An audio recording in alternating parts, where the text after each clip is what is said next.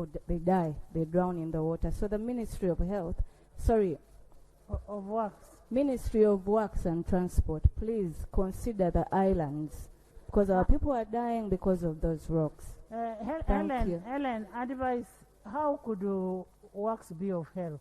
Advise us.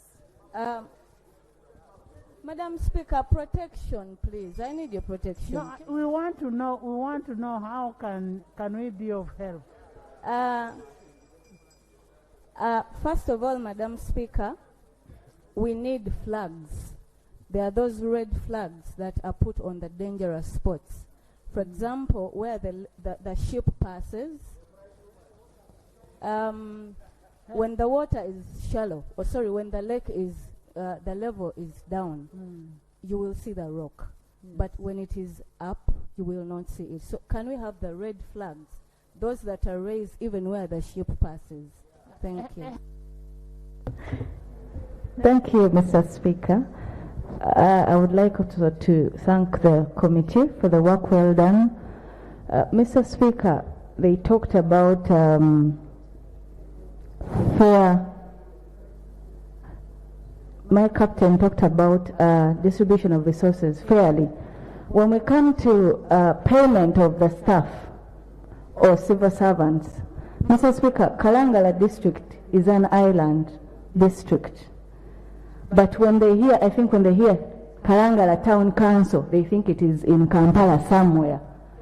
Kalangala Town Council members of staff or civil servants are given different allowances as compared to those in the deeper islands. Mr. Speaker, I think it would be fair for those in the Town Council of Kalangala to also receive hard-to-reach allowances like the others do, because it is only those in the deeper islands that receive hard-to-reach. Yet these ones also travel on water to go and work. So I think it is unfair. It should be fairly done.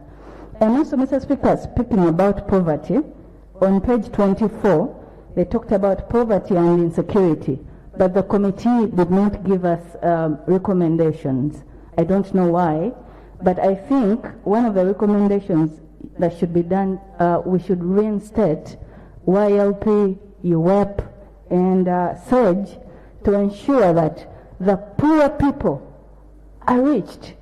You see, when we talk about our good minister here has visited Kalangala, Minister Kasolo, and he has taught our people as regards to Emioga. But the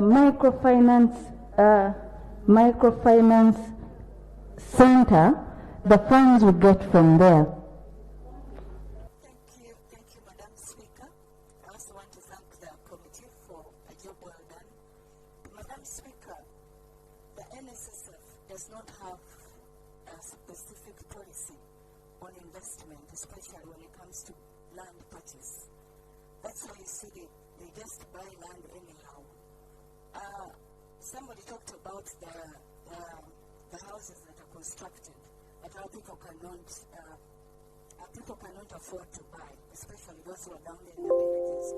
I think if there's an investment policy that should be followed by NSSF, things are going to be handled, Madam Speaker, well. But a lot of monies are wasted and stolen by our gentlemen and women because of lack of policies. I thank you, Madam Speaker. Thank you. Thank you, Mr. Speaker. And I thank you for this opportunity. I rise on a matter of national importance concerning the illegal detention and killing of our people in Kalangala, in different islands or different landing sites. Mr. Speaker, on the 29th, that was Sunday of this month, a man called Masava Stephen of Buyange landing site was illegally detained and killed by the UPDF soldiers on the lake. Mr. Speaker, not only him, quite a number of people have lost their lives thanks to the UPDF who are on the lake. And also, they are saying they find them with illegal fishing gears, Mr. Speaker. My prayers, one, the government should explain circumstances under which Masaba Stephen died. And 2, government should compensate Masaba Stephen and his family. Government should compensate. Mr. Speaker, your attention, please. Thank you. Mr. Speaker, Kalangala issues are very... No, Honorable, I'm picking your issues. Thank you, sir. I was multitasking. My prayer number 1, Mr. Speaker, the government should explain circumstances under which Masaba Stephen was killed. Then 2, the government should also compensate Masaba Stephen's family and other islanders who have been killed. Their families should be compensated like other people have been compensated, because we have lost quite a number of them, 10 and above. I thank you, Mr. Speaker, and I beg to submit. Thank you, Thank you, Right Honourable Speaker. My question to the Prime Minister is in the fisheries sector, because I represent the fishing community. Madam Prime Minister, in 2017, the government accepted and allowed the fishermen and women to use a hurry-up method of fishing in the silverfish fishing sector.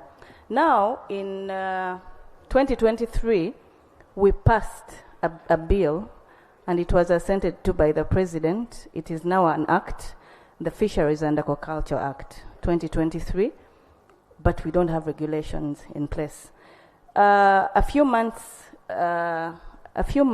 ago, the Minister for Fisheries, Honorable Helena Doa, passed a directive that the use of hurry-up method should be stopped because it is illegal, and indeed it is illegal. But the government passed it. It accepted the people to use it in 2017. Now, the act that we passed here allows for the fishermen to use a boat of 28 feet only. The minister says we should use a different method of fishing called chota chota in the fishing language. Mr. Speaker, can you put it in a parliamentary language? Mr. Speaker, that is the only parliamentary language I know for the fishing industry. Chota chota, yes.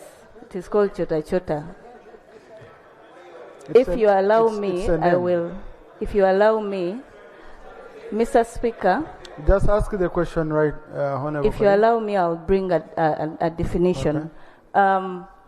So, Madam Prime Minister, please don't be distracted. We just need the question, Honorable colleague.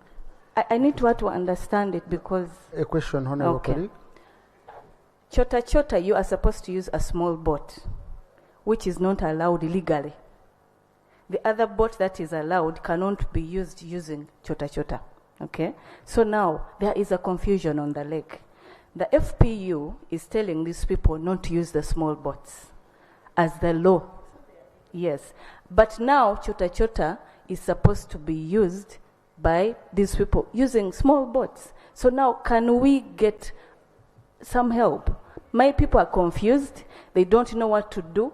There's this fishing going on. There's this one that has been stopped. But now the minister is saying they should not use. First of all, Madam Speaker, when the report talked about juvenile, the report talked about juvenile cells, and like Honorable Balimwezo said, some places don't have juvenile cells, and these children are put in the same cells with adults. However, when you come to island districts, these probation officers have to transport children from, for example, Kalangala, Buvuma, to Naguru and Kampiringisa. This is very costly for them, yet they are not funded very well. So I think, to the committee chairperson, I would request you add that recommendation that, yes. And also, Madam Speaker, when we talked about local councils, the people in charge of children affairs are the secretaries for children affairs. That is the deputy chairperson a village. This, I think, brings us back to wanting to elect these people into those positions again, and we make them legal such that they help us with this issue of parenting. Then finally, Thank you, Madam Speaker, for this opportunity. I want to thank... And honorable members, after getting both reports, this is what is going to help the sectoral committee on ICT on doing their oversight role. Yes, Minister. Yes, Helen. Thank you, Madam Speaker, for this opportunity. I thank my honorable colleague for the elaborate report, only that a few aspects have been left out. And because this side where I stand is supposed to check you, I am obliged to do so. Madam Speaker, he gave us a good report. Like I said, he left out some that I am going to throw more light on. One, I want to thank you that you're going to connect all the districts and inclusive of the islands, because our network connection is really bad. We thank you for that, and we believe it is going to happen soon for security purposes. Madam Speaker, allow me read this verbatim. Please. We have very many challenges when it comes to this phase. You read your document. Thank you so much. I'm going to only read the challenges, Madam Speaker, or the emerging issues from his report. Before the COVID-19 pandemic, the UN Trade and Development, which is an intergovernmental organization within the United Nations Secretariat that promotes the interests of developing countries in the world trade, warned about the climbing debt burden of the low developing countries, Honorable Minister. And it also states that it undermines the service delivery, especially when it comes to education and health issues. Their debts have not only grown, that is the debts of the low developing countries, but also become costlier and riskier. Between 2011 and 2019, low developing countries debt service it tripled to 33 billion US dollars, which represents between 5% and 13% of the value of their exports. The pandemic has exacerbated the situation with LDCs, that is the low developing countries, debt repayment set to hit 43 billion US dollars in 2022. Such a burden will jeopardize their COVID-19 recovery efforts and sap the public funds needed to fight poverty and invest in essential infrastructure such as roads and hospitals. Honorable Minister, we are very much aware that Uganda's history when it comes to debt repayment is not as good. And even when we get loans or acquire loans and this Parliament passes loans, we don't use them accordingly. We mismanage these funds. So I am not sure if this UDAB or this phase, we are going to use that loan properly. I invite you, honorable colleague, to make sure the ministry uses this money appropriately to best serve Ugandans. There is also an issue of lack of insufficient staff. Now that the NITA-U has been rationalized, this project is very big. It is a very big one, and you have limited staff. I want to know from this side how you are going to, I want to know how you're going to handle this project with limited staff, because it looks huge and it's going to serve the entire nation. Then also there is an issue of the confusion between UTEL and Soliton. How have you managed to get to phase 5 without solving this issue of UTEL and Soliton? I need for you to give us that information. Then, Honorable Minister, there is a problem here, there is lack of coordination and linkage with other regional institutions. You will find that NIRA will have information about a member of parliament, and when you want to access it elsewhere, you may not get access because there is no interconnection. And you also talked about 300 Wi-Fi hotspots. Madam Speaker, we are aware that we have about 580 Wi-Fi hotspots said to be functioning or operational, but they are not, Honorable Minister. I will implore you, Honorable Minister, to get your phone, if you can, and look for my UG. It is one of those networks you say are functional and are operating. I would need for you to help me get your phone, access my UG, and you see if you'll get connected. You will not. And this is supposed to be in the urban centers.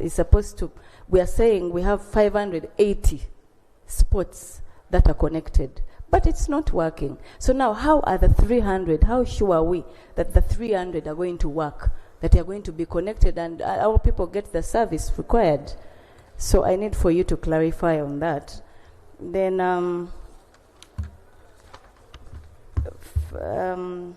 there is also an issue, Madam Speaker, of lack of coordination among the different ministries. For example, if the Ministry of ICT wants to, connect the NBI, they will have to dig. They will have to go through the roads. And you will find a road has just been constructed, but now you want to put through a line. Why don't you coordinate with the other ministries to see? I mean, there is no coordination between the maybe Ministry of Works and Transport and ICT. You will find that we are destroying a road. Last time my car got issues because I hit a hump that was just put that I wasn't aware of because there was an NBI passing. So for me, a fiber. So I think you should work hand in hand. The ministry should be able to work hand in hand such that the people of Uganda get the service required. Madam Speaker, with that said, I want to thank you for giving me this opportunity. Thank you. And I request the Minister to give me the response. Thank you. Thank you, Mr. Speaker. Like a colleague said, Mr. Speaker, the budget should speak to the people and it should be people-centered. Mr. Speaker, it does not specify or it does not show or include the money to fund fuel for ambulances on the lake.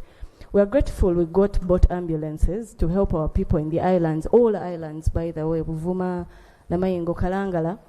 But unfortunately, these have not been funded. We don't have fuel. A boat cannot consume water, Mr. Speaker, to take somebody from one island to the next or to either Entebbe or a main hospital. So I don't know what these were thinking about procuring ambulances without fuel. We were even thinking they should give them to some of us to use them as maybe tourism boats or leisure boats. What are they doing? They're just parked somewhere and they are not helping our people. Actually, I think government should rethink about giving island districts hospitals, because if you buy an ambulance and this ambulance has to take people from Kalangala to Entebbe to get a hospital, it means, and you have not given us fuel, it means you should construct hospitals for these island districts for people to access health care. And then, Mr. Speaker, Kalangala district is next to Masaka, one of the main roads from Bukakata is a ferry. But that thing is very small for government to construct a bridge. What are you thinking about, Mr. Musasizi? What are you thinking about that? Can't you, in your, can't we? Order. Honorable Musasizi.